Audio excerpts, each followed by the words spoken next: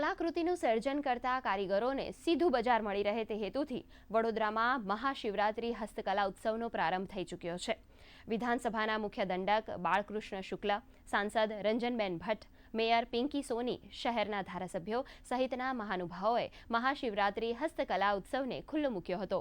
વિવિધ કલાના 250 કારીગરો અને સંસ્થા આ હસ્તકલા ઉત્સવમાં જોડાયા છે।